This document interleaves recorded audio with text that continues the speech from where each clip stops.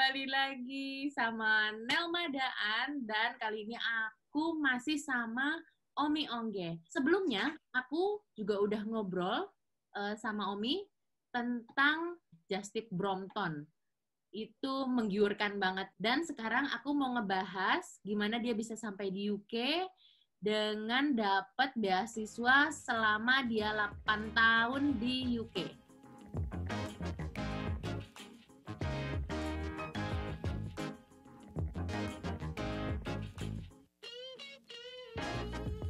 Assalamualaikum warahmatullahi wabarakatuh. Waalaikumsalam. Aduh, terima kasih loh Mas waktunya lagi. Sama-sama, Mbak. Jadi gimana tuh Mas? Nyampe ke sini boleh diceritain sedikit Mas? Ke sini itu tahun 2013, alhamdulillah. Waktu itu sebenarnya perjalanan ke sini pun juga sebenarnya tidak mudah ya. Tidak semudah orang yang di luar sana melihat, wah enak banget ya bisa kuliah di UK gitu. Padahal perjuangan untuk bisa ke sini pun juga Masya Allah banget gitu. Sebelum saya ke UK, Mbak, saya mendaftar lebih dari 20 beasiswa. Wow. Lebih dari 20 beasiswa yang semua rata-rata ditolak. Jadi saya daftar ke Jerman, ke Belanda, ke Prancis, ke Rusia, ke Cina, Amerika, Australia. Pokoknya semua negara yang punya program beasiswa, saya daftar semua. Ada email yang sudah bilang, we are sorry to inform you. Udah nggak usah dibaca lagi bawahnya gitu. Udah pasti ditolak. Udah pasti ditolak gitu.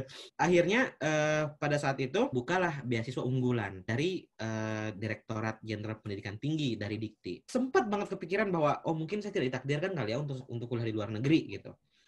Karena udah dicoba berbagai macam cara, segala macamnya. Titik rendah gitu yang sudah tidak percaya diri sempat ada. Cuman saya pernah bilang ke almarhum Bapak. Saya bilang ke beliau, Pak, saya mau sekolah ke Inggris gitu. Beliau tertawa, dia cuma bilang gini, nak, kita tuh nggak ada ya dari keluarga kita yang bisa kuliah. Jadi kamu bisa kuliah sekarang di Jogja pun, itu Bapak udah bersyukur. Tapi kalau emang kamu bisa kuliah di luar negeri, itu sudah kebanggaan bagi Bapak. Apapun cita-cita kamu, jangan sampai putus asa, lakukan apapun itu, dan jangan lupa berdoa. Nah, itu kata-kata beliau yang akhirnya saya pegang terus. Akhirnya kesempatan terakhir, gelombang terakhir pada saat itu, beasiswa unggulan, saya coba daftar. Dan alhamdulillahirabbil alamin, ternyata jalannya di situ. Setelah yang 20 ditolak, 21 ini diterima. Betul. Alhamdulillah. Dalam 1 tahun nih, kamu ngirim beasiswanya? 1,5 tahun sih kurang lebih, Mbak. Lulus S1 itu di tahun 2012 dan berangkat ke Inggris 2013. Jadi ya sekitar ada satu tahun lebih lah untuk persiapan daftar apa dan segala macam.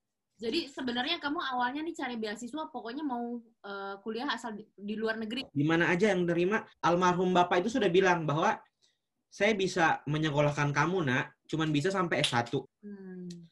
Itu pun juga saya pun bersyukurnya S1 selama saya S1, Mbak, juga alhamdulillah saya beasiswa juga. Jadi sebenarnya juga alhamdulillah tidak begitu memberatkan orang tua. Cuman karena kondisi beliau saat itu sudah sakit, ditambah juga mama juga sudah sakit, akhirnya mau tidak mau saya tidak ingin menjadi beban buat keluarga, apalagi saya juga masih punya adik-adik. Akhirnya mau tidak mau pokoknya saya harus dapat beasiswa untuk studi lanjut. Sebenarnya sih nggak kepikiran, Mbak, untuk keluar negeri juga gitu. Maksudnya yang penting saya harus S2 beasiswa gitu. Mau dalam negeri, mau luar negeri, yang mana aja lah gitu. Yang penting saya bisa lanjut studi. Karena cita-cita di awal itu memang pengen dokter. Jadi, Mbak, kalau di rumah saya dulu, di kampung, almarhum Bapak tuh nulis nama-nama kita semua bersaudara. Cuman nama saya yang ada tulis dokter.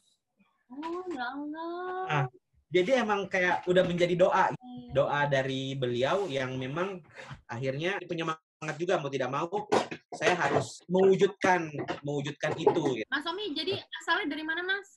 Dari Pinrang, Makassar. Kalau dari Makassar itu masih 5-6 jaman lagi, Mbak, naik bus. Jadi emang dari desa. Ya bisa dikatakan mungkin memang keluarga yang sangat-sangat sederhana. Orang tua tamat SD aja nggak ada, Mbak, karena kendala biaya apa segala macam. Beliau itu kan petani. Beliau petani tapi tidak pernah mau kalau saya ikut. Cukup Bapak yang kerja seperti ini kotor-kotor. Kamu harus sekolah. Orang tua alhamdulillah sekarang, tapi kamu pasti orang tua kamu bangga banget ini, Mi. Jadi abis terima beasiswa S2. Saya dapat program Master of Art International Relations and Globalization Studies di London Metropolitan University.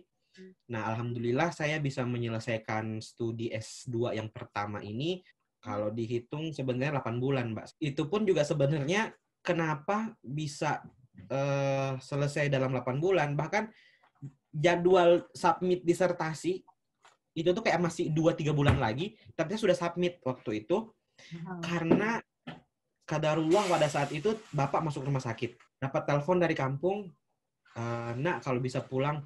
Pikiran ini udah campur aduk apa segala macam, dan juga saya harus tetap fokus sama kuliah. Akhirnya disertasi dan segala macam saya selesaikan lebih cepat, lebih awal, dan alhamdulillah hasilnya juga ya masih memuaskan lah, alhamdulillah. Sebelum saya pulang ke Indonesia pada saat itu masih kuliah, Mbak. Saya sudah daftar beasiswa LPDP. Ya, jadi coba-coba sebenarnya. Karena ketika saya di London, saya satu rumah dengan penerima beasiswa LPDP. Dan saya selalu menjadi cibiran mereka gitu. Apa sih loh anak dikti cukup buat makan doang kan gitu. Karena memang beasiswa kita, ya alhamdulillah cukup. Benar-benar cukup gitu. Cukup banget. Apalagi kamu di London ya.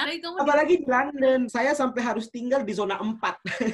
Di zona 4 demi untuk bisa saving. Nah, cuman memang karena saya tahu jumlah beasiswanya sekian, segala macam. Sejak awal, Mbak, saya memang sudah mulai kerja. Saya di awal itu jadi waiters di Chinatown. Saya kerja weekend itu di hari jam 10 pagi, karena bukanya jam 12 siang. Jam 10 pagi sampai jam 1 malam. Jadi benar-benar karena kan kita punya ini ya, bisa kerja 20 jam per week gitu kan dari visa kita. Nah, itu saya manfaatin betul-betul gitu. Pada akhirnya saya mencoba melamar di KBRI, kedutaan. Oh, oke. Jadi lokal staff gitu ya? Internship. Oh, oke. Akhirnya sebelum pulang itu terbukalah pendaftaran LPDP. Akhirnya saya daftar beasiswa LPDP. Orang-orang pada nanya, kenapa nggak daftar langsung S3 gitu kan? Nah, persyaratan untuk daftar S3 itu sudah harus punya ijazah S2. Pada saat itu sementara saya masih dalam proses belum selesai gitu. Akhirnya saya coba-coba aja gitu. Daftar beasiswa S2 LPDP. Alhamdulillah keterima, alhamdulillah. Sebenarnya tidak berharap banyak ya, Mbak. Karena kan juga ya coba-cobalah ya. Tahu juga yang namanya penolakan kemarin-kemarin tuh udah ditolak beasiswa sampai 20 itu tuh udah kebal lah namanya ditolak tuh. Nah, akhirnya daftar LPDP ini alhamdulillah keterima. Jadi langsung belum selesai S2 yang pertama, alhamdulillah sudah dapat lagi beasiswa LPDP untuk S2 yang kedua. Nah, untuk S2 saya yang kedua ini saya di University College London. Saya di sana ngambil Global Governance and Ethics.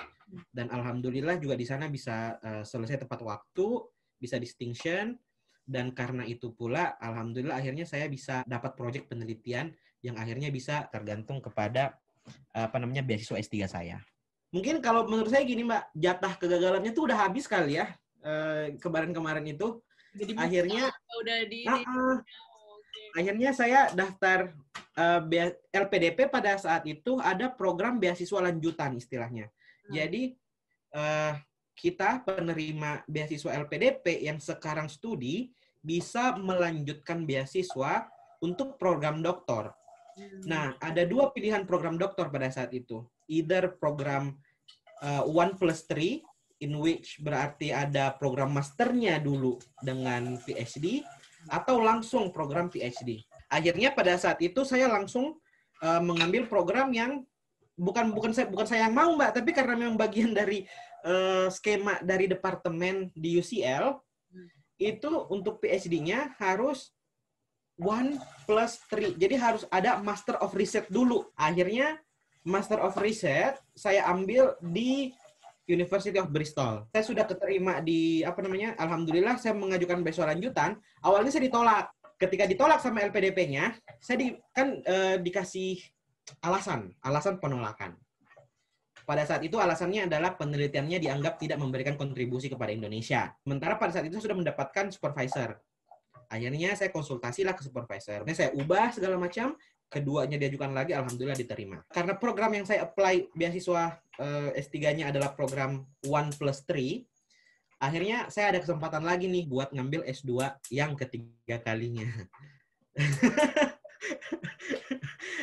Dan kenapa saya ke Bristol?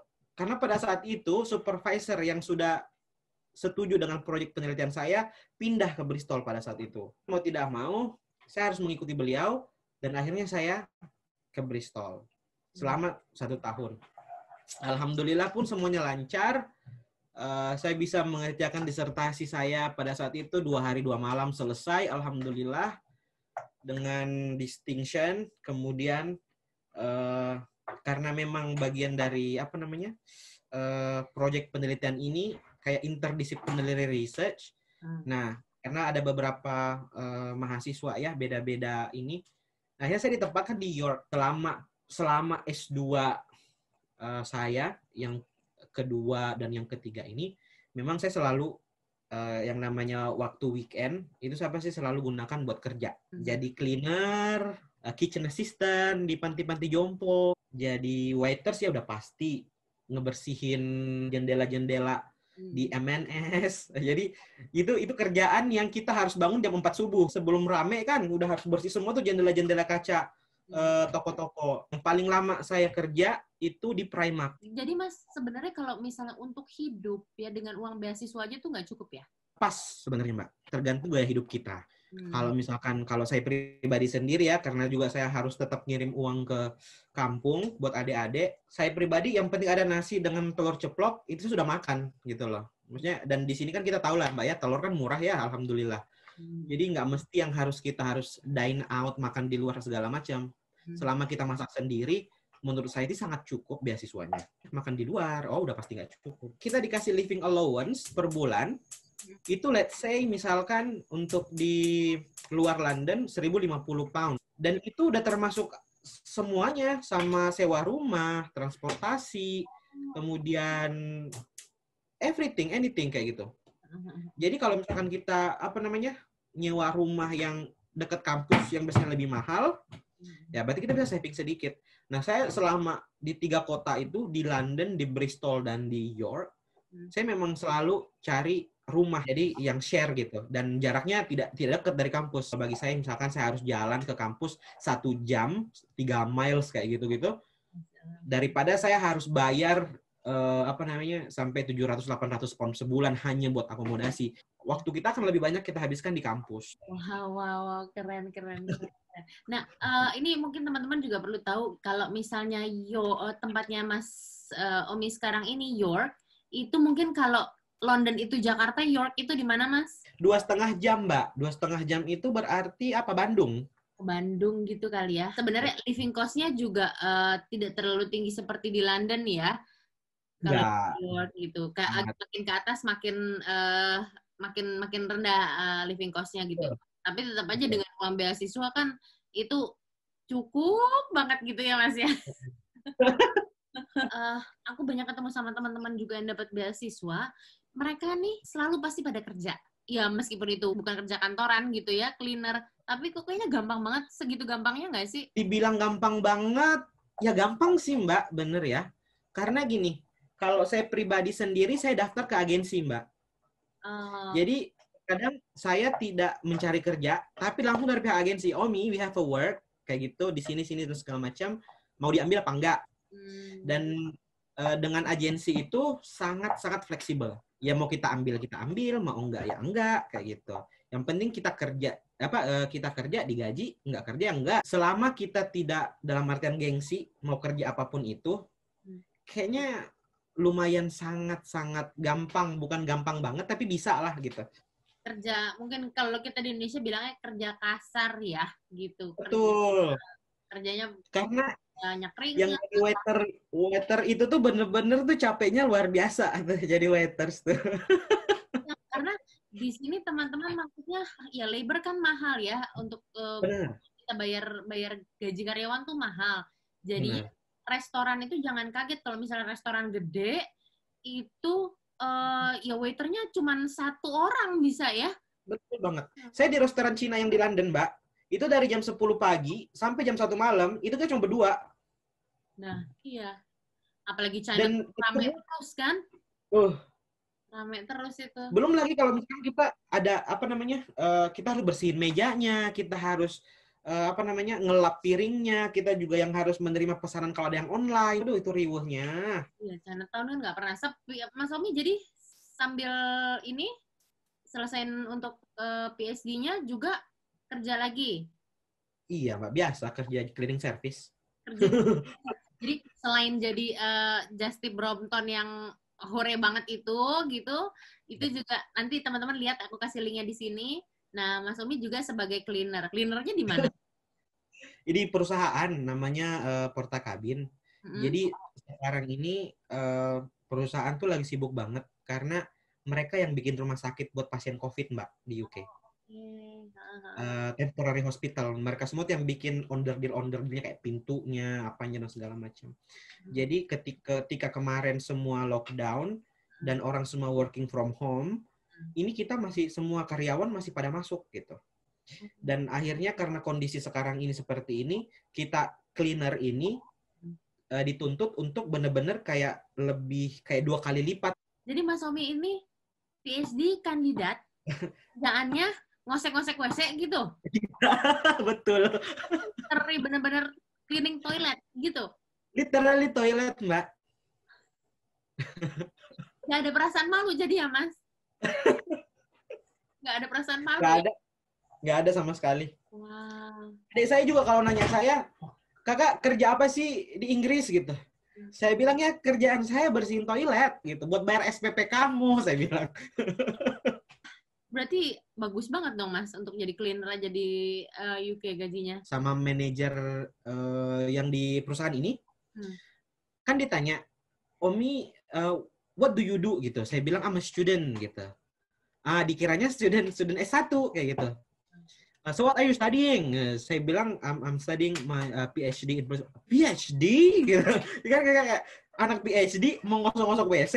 Akhirnya ditawarin sebenarnya sama manajernya, mau ini gak kerja di sini. Nah, terus temen yang satu yang juga cleaner, yang sudah permanent cleaner, setelah meeting dengan manajer dia bilang, Omi, orang yang duduk di sana yang pakai dasi, gaji kita tuh lebih tinggi daripada dia. Iya, kita cleaner itu tuh kita digaji 14 pound per hour. Iya, gede loh itu. Gede, Mbak.